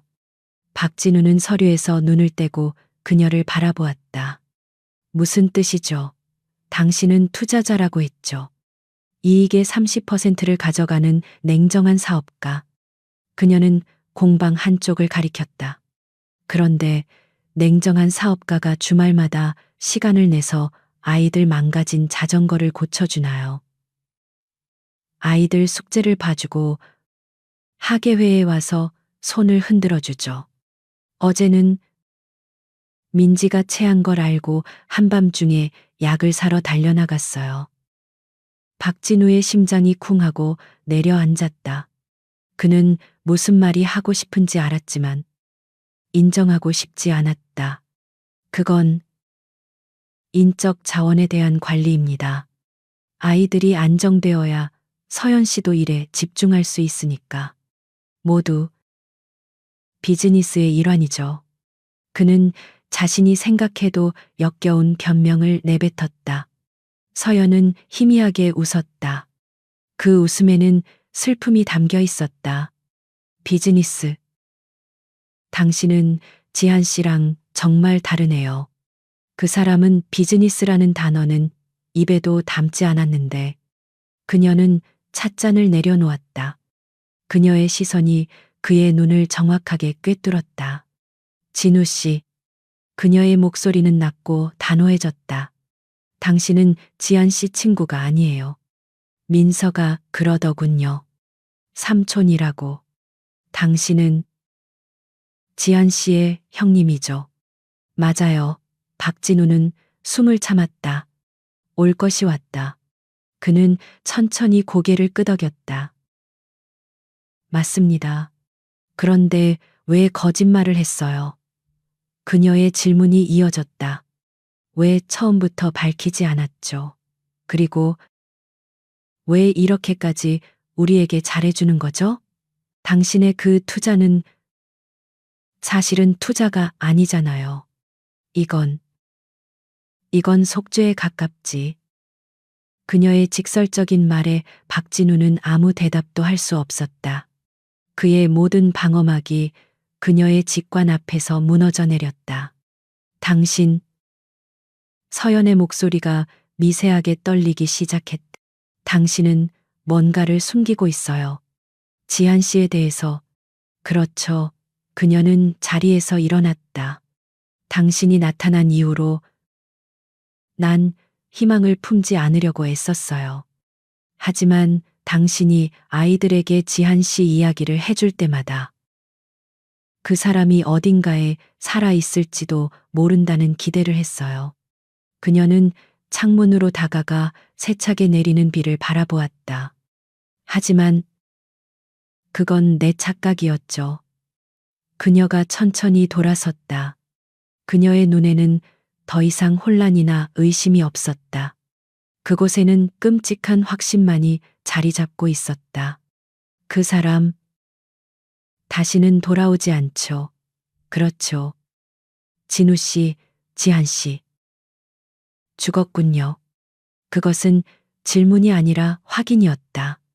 그녀의 직감이, 지난 6년간의 침묵이, 그리고 박진우의 이 비정상적인 친절과 죄책감이 모든 것을 말해주고 있었다. 박진우는 더 이상 도망칠 곳이 없었다. 그는 무거운 침묵으로 긍정했다. 서연의 몸이 휘청거렸다. 그녀는 재봉틀을 붙잡아 겨우 몸을 가누었다.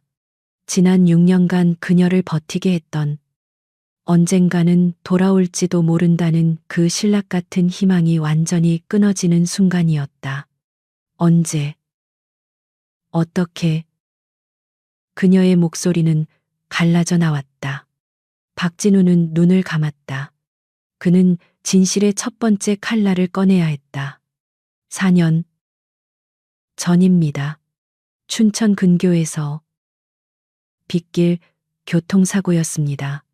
현장에서 즉사했다고 합니다. 서연은 숨을 들이켰지만 소리를 내지 못했다. 그녀는 그저 입술을 깨물며 고통을 삼켰다. 눈물이 그녀의 뺨을 타고 흘러내리기 시작했다. 4년 전.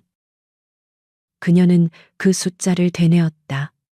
그렇다면 그녀가, 아이들이 청량리역에서 아빠를 기다리기 시작했을 때 지아는 이미 이 세상에 없었다.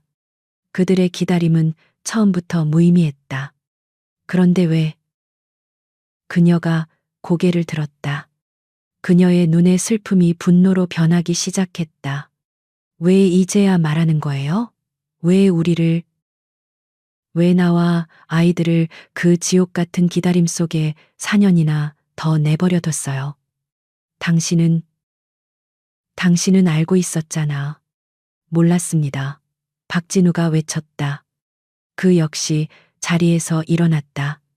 나도 몰랐습니다. 나도 이제야 알았어요. 거짓말 서연이 소리쳤다. 당신이 어떻게 몰라요?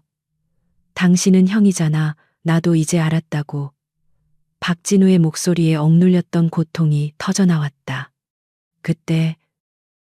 그때는 몰랐습니다.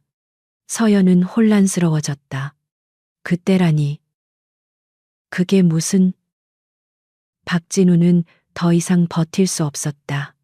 그는 자신의 죄를 고백해야 했다. 이 여자의 분노를, 이 여자의 고통을 온전히 받아내야 했다. 그것이 그가 할 수 있는 유일한 일이었다. 4년 전, 그의 목소리가 절망으로 가라앉았다. 춘천시립병원에서 전화가 왔습니다. 그는 모든 것을 털어놓았다. 가장 중요한 MA 회의, 보호자 연락처로 등록된 자신의 명함, 그리고 자신의 그 차가운 거절. 나는 그게 사기꾼의 장난이라고 생각했습니다. 돈을 뜯어내려는 지안이의 또 다른 말썽이라고 생각했습니다. 그는 자신의 관자놀이를 짓눌렀다. 그래서 내 비서에게 모르는 사람이라고 그렇게 처리하라고 지시했습니다. 서연의 얼굴에서 핏기가 가시는 것이 보였다. 그녀는 자신이 무슨 말을 들었는지 이해하지 못하는 듯했다. 당신이 뭐라고요? 그들은 내 비서의 말을 듣고 지안이를 무연고자로 처리했습니다. 박진우는 무릎을 꿇었다. 그가 마포의 반지하방에서 아이들 앞에 꿇었던 것과는 차원이 다른 완벽한 굴복이었다. 나는 내 동생이 죽도록 방치했습니다. 그 아이가 마지막 순간에 형을 찾았을지도 모르는데 나는 내 성공을 위해 그 전화를 무시했습니다. 그의 고백이 공방 안을 가득 채웠다. 밖에서는 천둥이 치고 빗줄기가 창문을 부술듯이 때렸다. 서연은 아무 말도 하지 않았다. 그녀는 그 자리에 얼어붙은 채 숨조차 쉬지 않는 것 같았다. 그녀의 눈에서 흐르던 눈물이 멈췄다. 그 자리에는 슬픔이나 분노를 넘어선 차가운 경멸이 자리 잡고 있었다. 당신은 그녀가 속삭였다. 당신은 사람이 아니야. 그녀는 비틀거리며 뒷걸음질 쳤다. 나가. 서연 씨. 제발. 나가.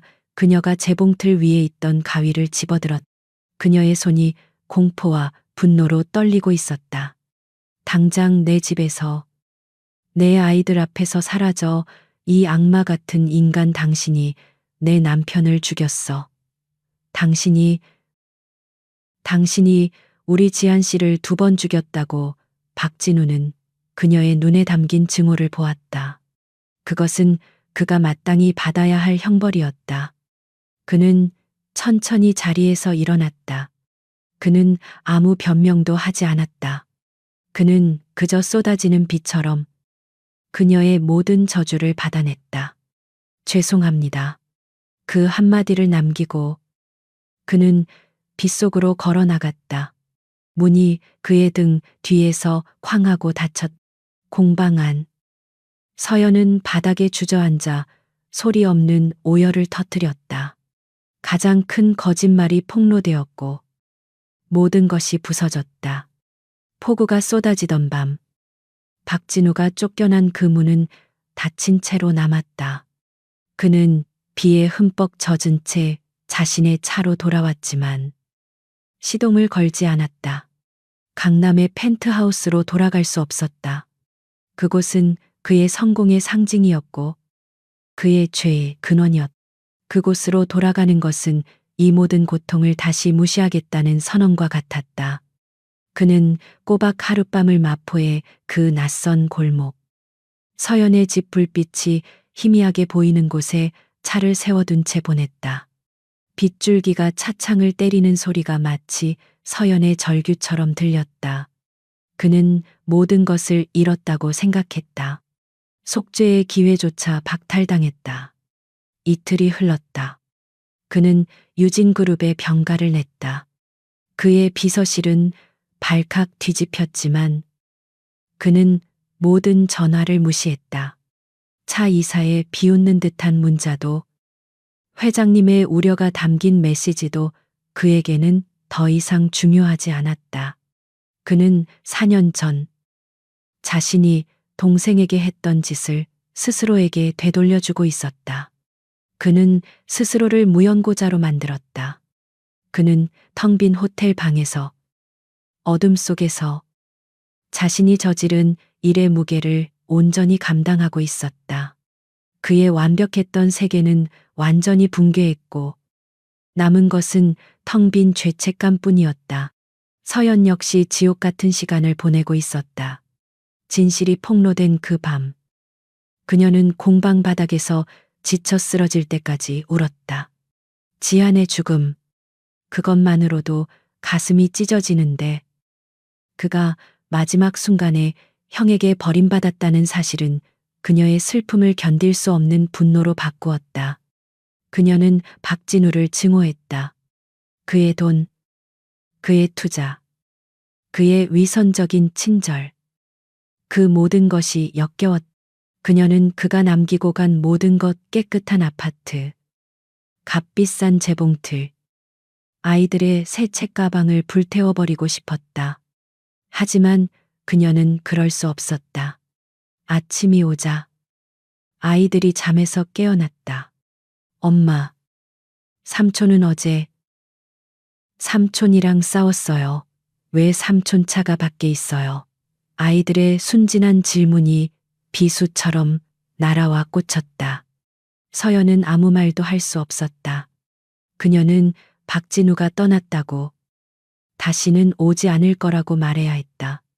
하지만 아이들은 지난 몇 달간 청량리역에서 아빠를 기다리던 그 절박함 대신 삼촌이라는 새로운 안정감을 찾은 상태였다. 엄마, 왜 대답 안 해요? 민서의 눈에 눈물이 고이기 시작했다. 삼촌, 우리 싫어해요. 우리가 뭐 잘못했어요. 논리적인 민지조차 불안감을 감추지 못했다. 삼촌, 바빠서 그래. 유진그룹 거기 일 때문에 그래. 아이들에게 박진우는 더 이상 아빠 친구나 투자자가 아니었다.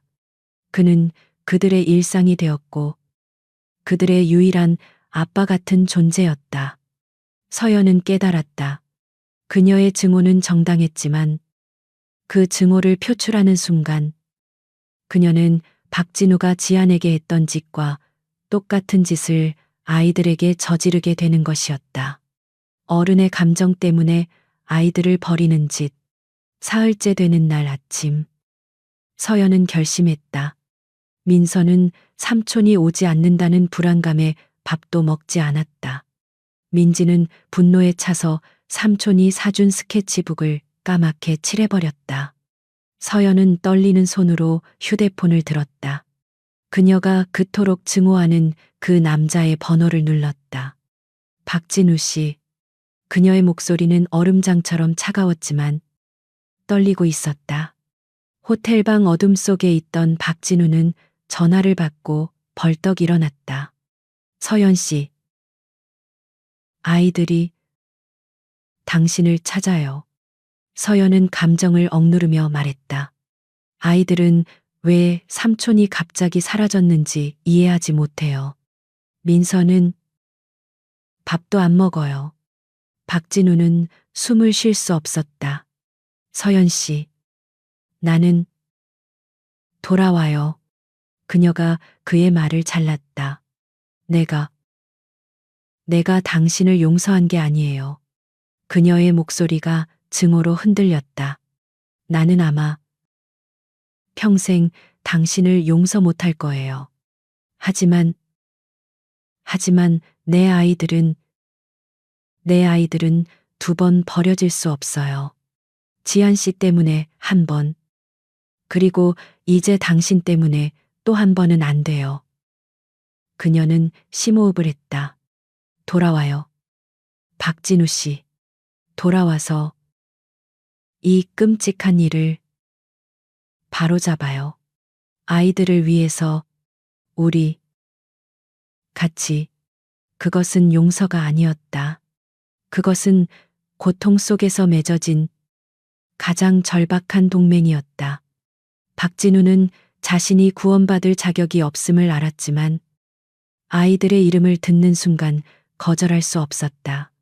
지금 가겠습니다. 그가 다시 초인종을 눌렀을 때 문을 열어준 것은 서연이 아니라 아이들이었다. 삼촌 두 아이가 그의 다리에 매달려 울음을 터뜨렸다. 어디 갔었어요? 우리가 미웠어요. 박진우는 그 자리에 무릎을 꿇고 두 아이를 끌어안았다. 그의 차가운 수트가 아이들의 눈물로 젖어들었다. 그는 4년 전 자신이 버렸던 그 존재의 무게를 이제야 두 팔로 안을 수 있었다. 그는 아이들의 등을 토닥이며 속삭였다. 아니야. 삼촌이 미안해. 삼촌은 이제 아무데도 안 가. 서연은 그 모습을, 그 위선적이지만 동시에 절박한 포옹을 차가운 벽에 기댄 채 지켜보고 있었다. 그날 오후 네 사람은 거실에 마주 앉았다. 공기는 무겁고 슬펐다. 서연의 눈은 여전히 붉었지만 그녀는 아이들 옆에 단단히 앉아 있었다. 이것은 그들이 함께 완수해야 할 가장 어려운 임무였다.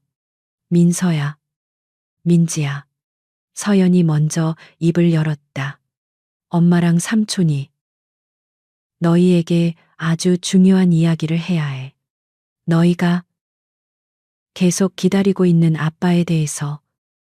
아이들의 얼굴이 즉각 굳어졌다.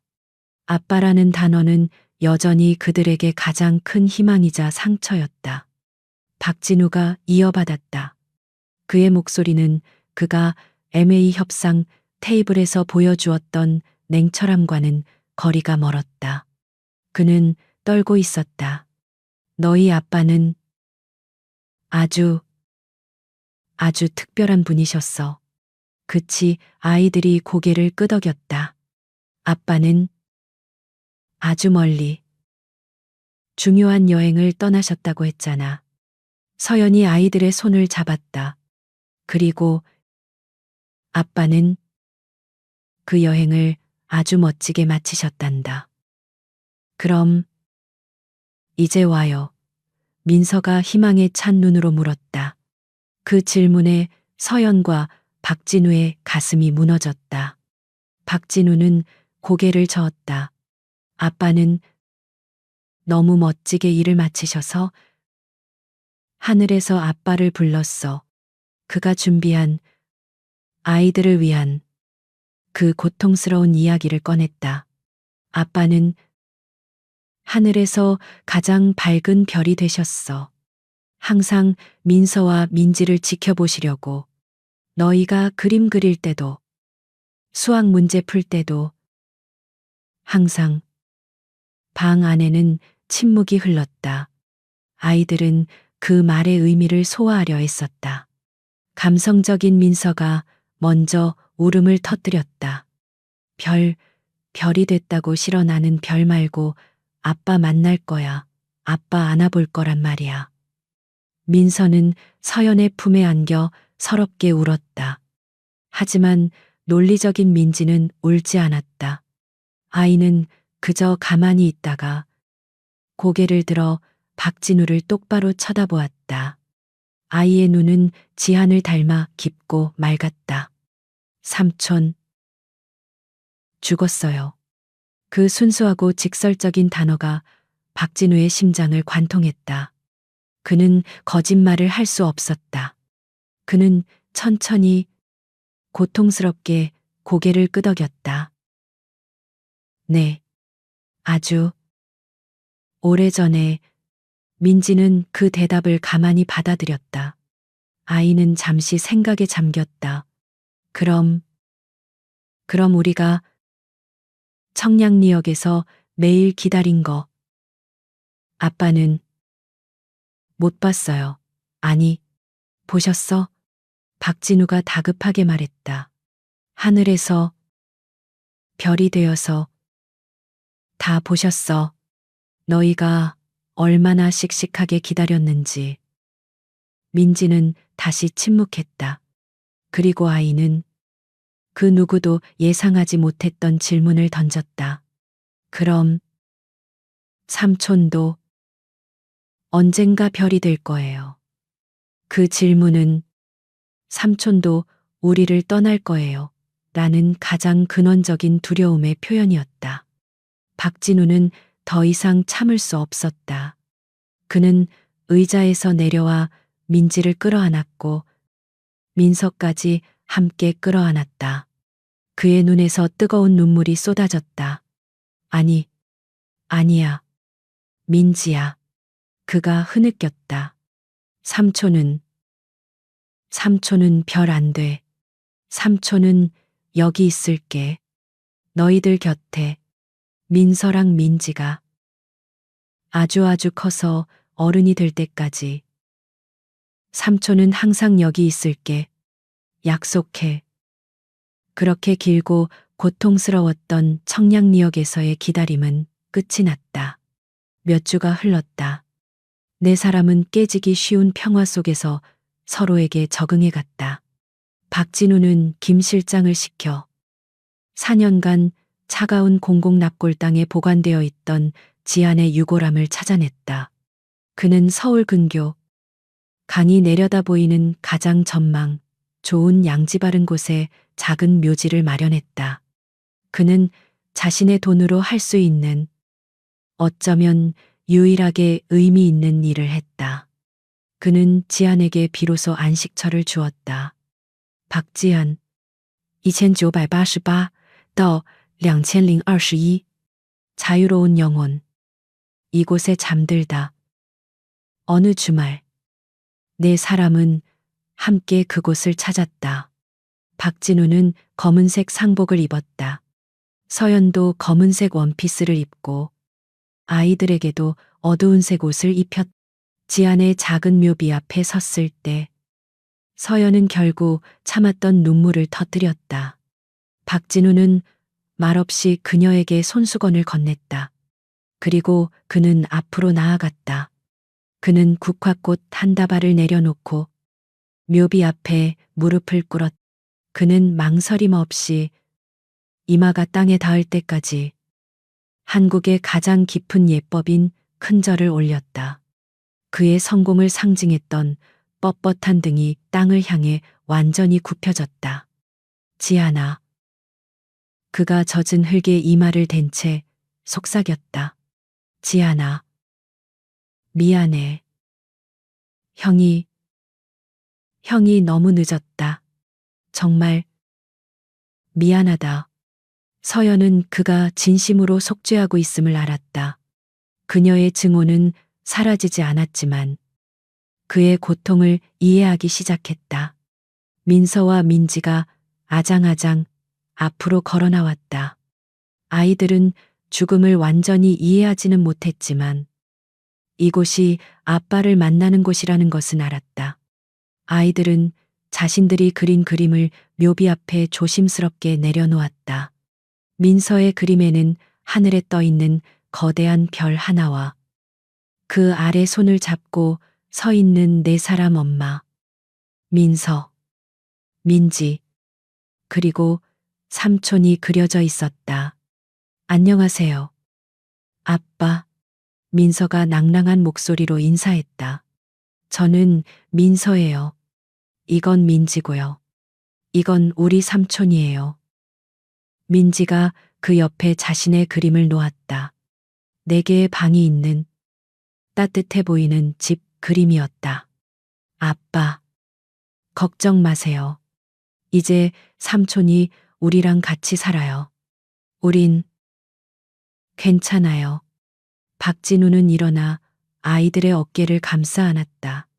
서연이 그의 옆으로 다가와 아이들의 다른 쪽 손을 잡았다. 그렇게 네 사람은 깨지고 상처받았지만 처음으로 함께 과거를 마주하며 하나의 새로운 가족으로 그곳에 서 있었다. 그로부터 6달이 흘렀다.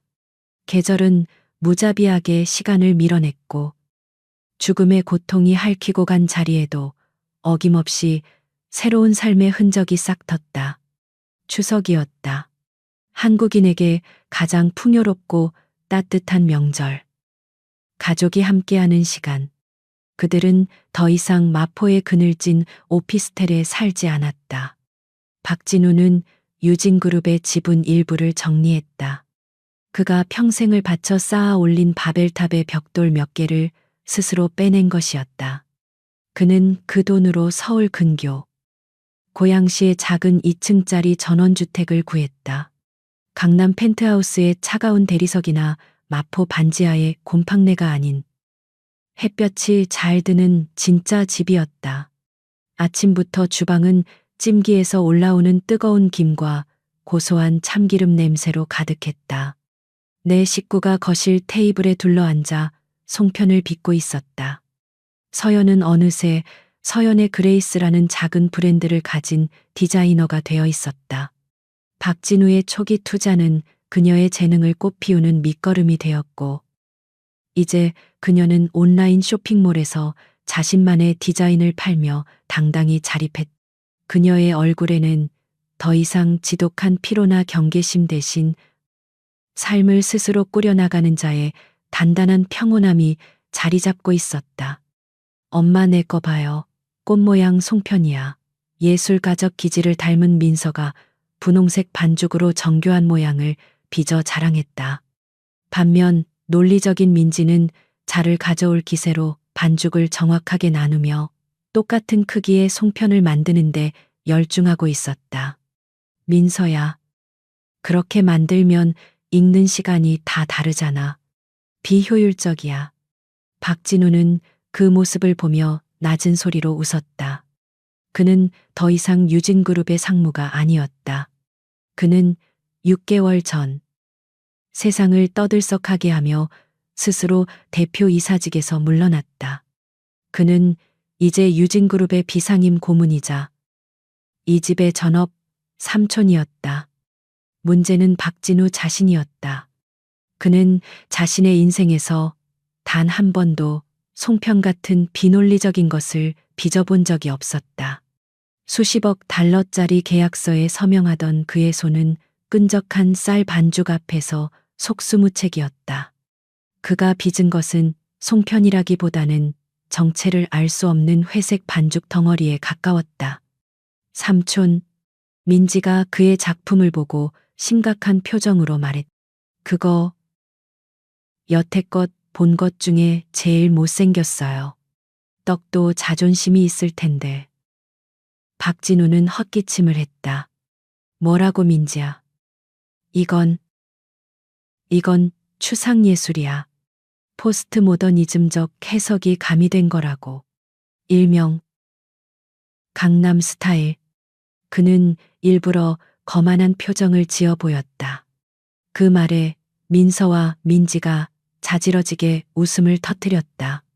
서연은 고개를 절레절레 저으며 웃음을 참다가 손가락에 묻은 콩가루를 박진우의 코끝에 콕 찍었다. 아, 차가워. 박진우가 과장되게 소리치자 주방은 다시 한번 행복한 웃음소리로 가득 찼다.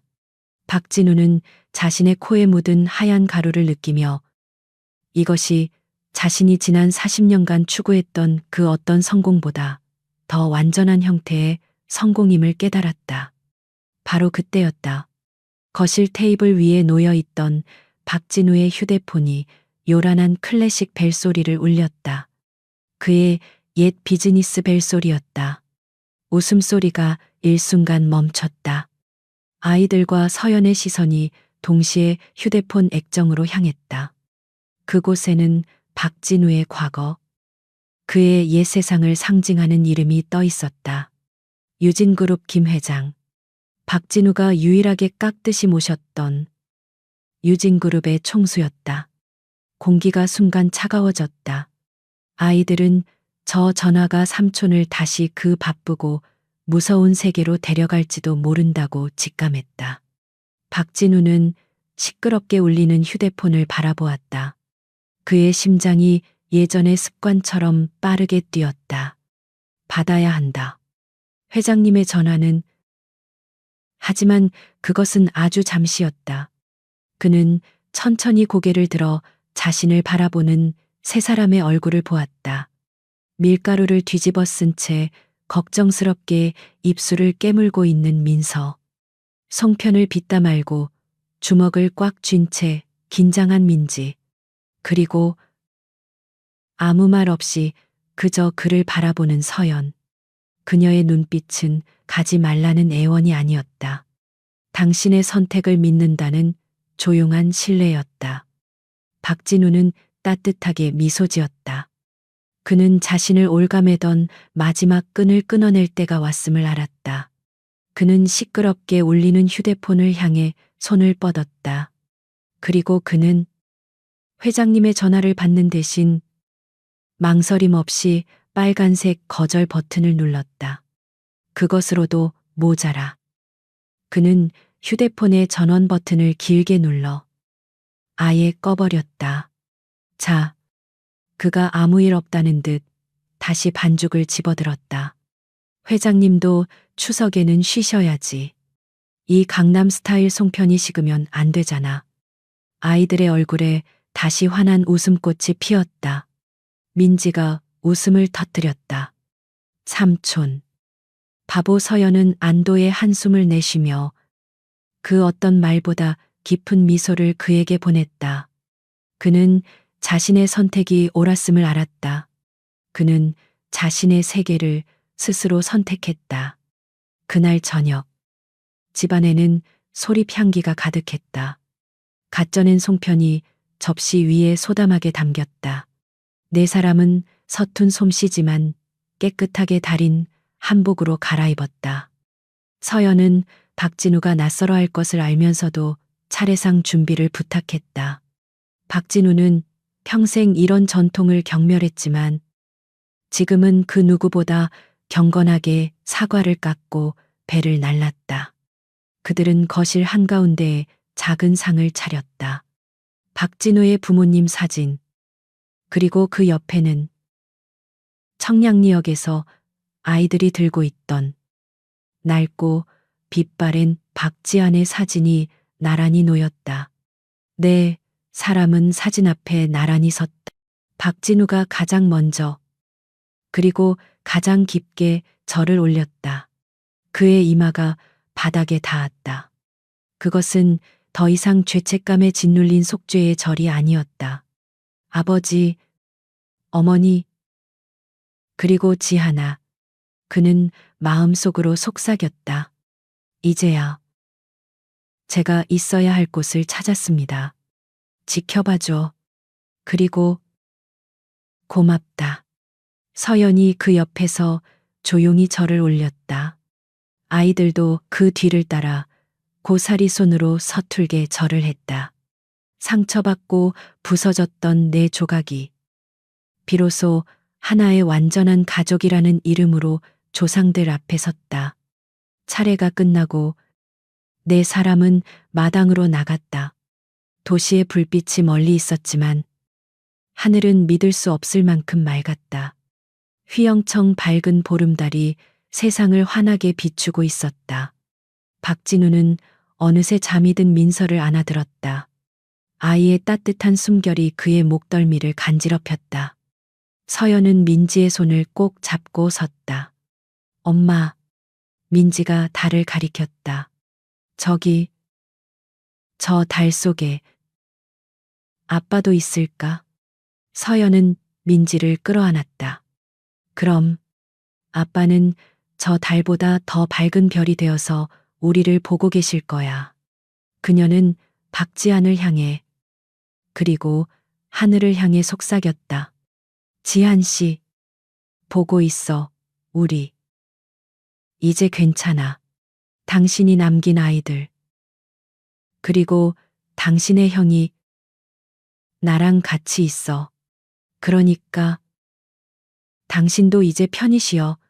박진우는 그런 서연의 옆모습을 달빛 아래서 가만히 바라보았다. 그의 가슴속을 채우던 지독한 공허함과 죄책감이 따뜻한 온기로 가득 차오르는 것을 느꼈다. KTX 615 열차. 그것은 단순한 출장이 아니었다. 그것은 그의 얼어붙은 삶을 구원하기 위해 죽은 동생이 보낸 마지막 선물이었다. 그는 자신을 잃어버렸던 그 역에서 비로소 집을 찾았다. 네 개의 그림자가 밝은 보름달 아래 하나로 길게 이어졌다.